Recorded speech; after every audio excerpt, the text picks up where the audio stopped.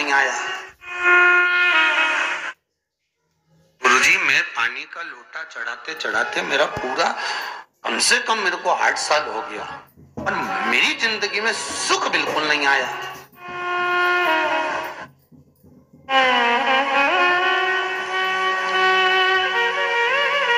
हमने कहा तूने कैसे चढ़ाया, वो भी तो सुने। तो क्या कैसे, क्या स्नान करा और मंदिर जाके लोटा चढ़ाया पानी का।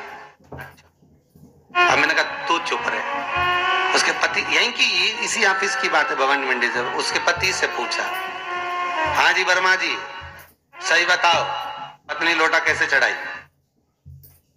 गुरुजी, ना जाने कहां के महाराज के चक्कर में पड़ी, लोटा भर के पानी चढ़ाने जाए, नहाने के बाद बच्चा इतना सा रो रहा, चिल्ला रहा, पर उसको टच तक नहीं करे, किसी चीज के नहीं छुए, और बिल्कुल कोरी की कोरी साड़ी पहने, धुली हुई, पहले ही बाथरूम में टांग के धर दे, उसको कोई छू नहीं सकता, टाविल टच नहीं कर सकता, और ऐसी जाके शंकर जी के फिर लोटा चढ़ाए।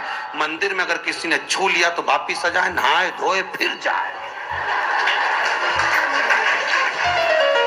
मैंने कहा बस अब तो तू ऐसी जिंदगी भर चढ़ाती रहे तो भोलेनाथ आएगा ही।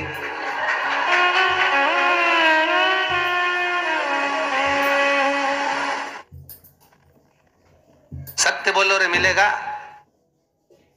कई लोगों ने पूछा शंकर को रिझाने के लिए कौन से कलर के कपड़े पहने कि शिव राजी हो जाए।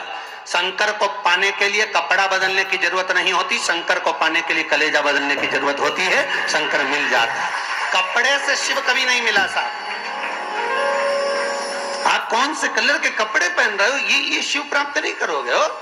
सफेद पहन लिए, लाल पहन लिए, केसर के पहन लिया, उससे शंकर नहीं मिल रहा हो। बहुत सारी रुद्राक्ष की माला धारण कर ली, हाथ में भी खूब सारा रुद्राक्ष पहन लिया, यहाँ पर भी पहन लिया, कान में भी रुद्राक्ष धारण कर लिया, जटा पे भी रुद्राक्ष लगा लिया, उससे शिव नहीं मिलने वाला हो।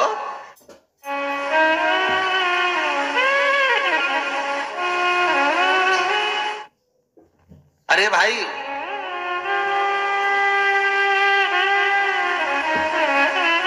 किसके पास में जा रहे हो आप जल चढ़ाने के लिए? जम के बोलिए जरा। शंकर जी के पास। शंकर जी कौन है? तुम्हारे कौन से मतलब नहीं है। भगवान को तो केवल इतना मतलब है कि आप मन कैसा लेकर आए हो। ये तन साफ करने से, स्नान करने से, खूब रगड़ रगड़ के नहाने से, लक्स पेयर्स खूब घिस घिस के, नालों ने, क्रीम ने, पाउडर, डेंटिंग पेंटिंग करके फिर भगवान के पास जाओ और बढ़िया 2-4 घंटे तक फैशन करके भगवान को रिझाओ। भगवान रिझेगा? अरे गर्ग संहिता में लिखा है कि शंकर को एक बार प्रणाम करने का फल क्या है कि 10 अश्वमेध यज्ञ के स्नान का जो फल होता है वो मात्र शंकर को प्रणाम करने से मिल जाता है। कितना? 10 अश्वमेध यज्ञ के स्नान का जो फल है शंकर को मात्र प्रणाम करने से मिल जाता है। पर गर्ग संहिता कहती है कि 10 अश्वमेध यज्ञ के स्नान के बाद भी मनुष्य का जन्म वापिस मिल सकता है। मतलब वापिस तुम्हारा जन्म हो सकता है, किसी भी रूप में हो, जन्म हो सकता है। पर शिव पुराण कहती है, गर्ग संहिता कहती है, स्कंद पुराण कहती है, नर्मदा पुराण कहती है कि महाराज इतना जरूर है कि शिव को प्रणाम करने का फल उतना है कि 10 अश्वमेध यज्ञ के स्नान का फल मिल जाता है। पर गर्ग संहिता कहती है कि शंकर के चरणों में अगर प्रणाम कर लिया तो ये पक्का है कि अश्वमेध यज्ञ का फल भले कट जाए पर शंकर के प्रणाम का फल नहीं कटता, उसका वापिस जन्म नहीं होता और वो शिव का हो जाता, वो शंकर का हो गया, फिर उसका जन्म नहीं है महाराज।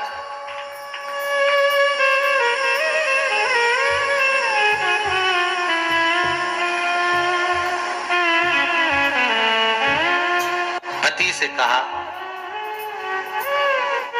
हाथ धो, स्नान कर लो जल्दी से, फिर अपन को चलना है मंदिर। पति बोला नहा लिया एक बार तो दूसरी बार फिर से नहा लो।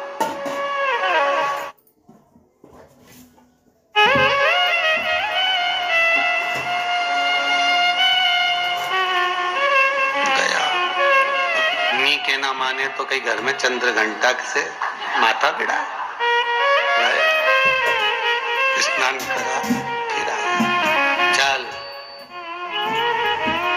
पलंग पे को बैठ गए।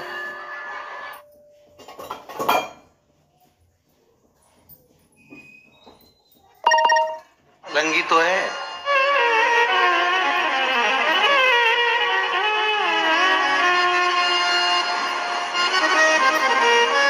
फिर सना गया। और ये फिर नहवाने भेज दिया। होता एक सास बेचारी मायके जाना था, मौसी की यहाँ शादी थी। अब उसने बहू से कहा बेटा मेरे को जाना है, अपने घर में छोटे से लड्डू गोपाल, उनकी सेवा है, तू एक काम कर कि तू सेवा कर लेगी क्या? आओ मम्मी, उसमें क्या है, करना क्या है तुम बताओ। बस सुबह से 3 बार ताली बजाना, भगवान को उठाना, पात्र में रख के नहलाना, उनको पोंछना, कपड़े पहना देना, इत्र लगा देना, चंदन लगा देना, मुकुट लगा देना, सुंदर अलकावली सब पिनाने के बाद में भगवान को दर्पण दिखाना। जब भगवान को कांच दिखाए, दर्पण दिखाए, भगवान मुस्कुरा दे, तब भगवान को भोग लगा देना। हाउ मम्मी, इतना तो मैं करूंगी, और बाद में भगवान को वापिस सुला देना। हाउ, इतना सा कर लूंगी। सास बिचारी कह के चली गई। अब बहू सुबह से उठ के 3 बार ताली बजाई, भगवान को उठाया, बिठाया, नहवाया, तैयार कर दिया। तैयार करके जो दर्पण दिखाया तो भगवान तो मुस्कुराया ही नहीं। अब इसको कौन समझाए कि पीतल की मूर्ति कोई हंसे है? पर उसने तो विचार करा कि सास कह के गई भगवान जब मुस्कुरा दे तो उनको भोग लगा देना। अब भगवान तो कोई मुस्कुराए नहीं, ये दर्पण दिखा। इसको लगा कि मेरी सेवा में कोई कमी रह गई। इसने भगवान का कपड़ा वपड़ा वापिस उतारा, इनको वापिस रजाई में सुला दिया। भगवान को वापिस रजाई में सुलाया, फिर आ गई, 3 बार फिर ताली बजाई, भगवान को फिर उठाया, फिर बिठाया, बिठाने के बाद में फिर उनको कपड़े वपड़े पहनाकर फिर दर्पण दिखाया, पर भगवान तो मुस्कुराया ही नहीं। ये वापिस इस सेवा में गलती रह गई। वापिस इसने सब कपड़ा उतारा, भगवान को फिर सुला दिया। सुबह 8 बजे से नहवा रही, कपड़े पहना रही और सुला रही। 1 बज गई,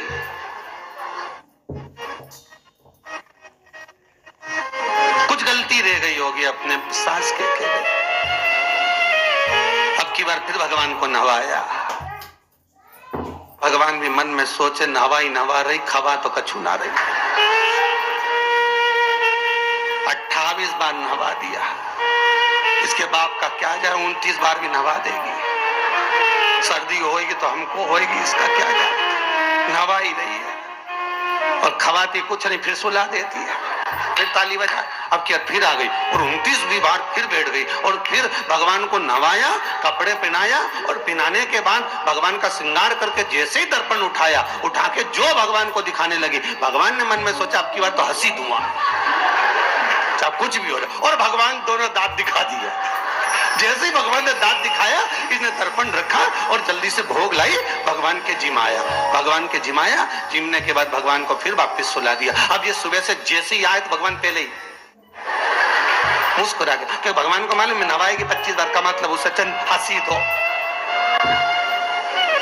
हंसने में क्या जाता, तो भगवान पहले से मुस्कुरा के बैठ जाए। अब एक दिन सास आ गई। सास ने कहा बहू अब सेवा मैं कर लूंगी। आओ मम्मी कर लो। मम्मी सेवा करने बैठी। मम्मी ने भी स्नान कराया, श्रृंगार करा, कपड़े पहनाए, मुकुट लगाया। सब लगाने के बाद जैसे ही सास कांच दिखाने के लिए दर्पण को उठाई, इतने में से मूर्ति में से आवाज आई, दर्पण तो तेरी बहू दिखाएगी, उसको बुला दे, बहुत जोरदार दिखाती, वो दिखा सकती, तू वापिस धर दे दर्पण, तेरे बस का नहीं।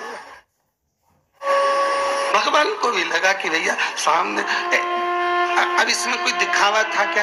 प्रेम, वात्सल्य था। भगवान भक्ति के बल पर रिश्ता।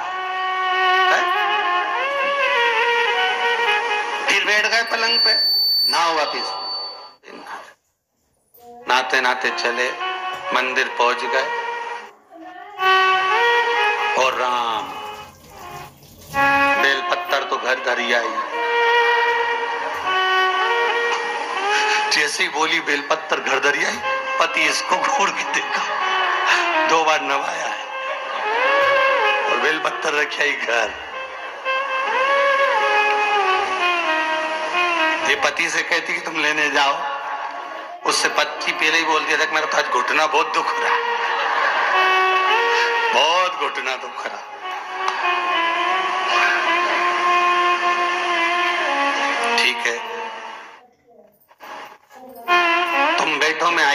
से। अब घर जाते जाते मालूम पड़े फिर कहीं का कोई छुआ गया तो नहाने बैठ गई। फिर आई इसकी जो पूजन की थाली रखी थी, कोई भगत आया बेचारा, उसने सोचा मंदिर की थाली है, सब चढ़ा चुड़ू के चले गया। सब पति से बोली तुमने अकेले ही पूजन कर ली, मैं तो करा ही नहीं। ये नंदी जहां बैठा उसके पास में बैठा, मैंने हाथ नहीं लगाया। तो ये सामान कौन चढ़ाया? इनकी आई थी, सब चढ़ाया। तो क्या शर्म नहीं आई? बेलपत्तर तो था ही नहीं। तो क्या सियोर वाला महाराज की कथा सुनी थी, शंकर जी पे से उठा लिया, धो के चढ़ा के वो गई, वो चली। शिव ये नहीं कह रहा कि तुम वस्तुएं बटोर कर लाओ। शंकर कहता है तुम्हारे पास में मिल जाए तो समर्पित कर दो, नहीं मिले धोया, वापिस शिव को चढ़ा दिया, वापिस शंकर को समर्पित कर दिया। शिव स्वीकार करेंगे। एक महीने तक भी एक बेलपत्र को धोकर शंकर को रोज चढ़ाते रहो तो भी शंकर स्वीकार करेंगे। उसमें भगवान ये नहीं सोचेंगे कि निर्माल्य है, स्वीकार करेंगे।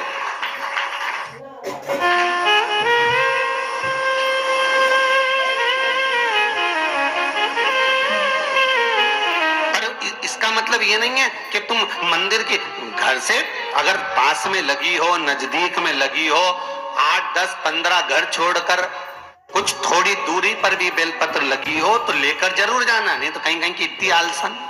उन्होंने कहा सियोर वाला महाराज बोला तुम तो उठा उठा के चढ़ा दो। तो भगवान के मंदिर में ही बेलपत्र नहीं जाए मालूम पड़े हो, तो ऐसा नहीं है कि नहीं जाए, भला जाओ, पास में लगी हो तो लेकर जरूर जाओ। भगवान को समर्पित करने के लिए थोड़ा ना थोड़ा भाव भगवान के द्वार पर जरूर लेकर जाओ।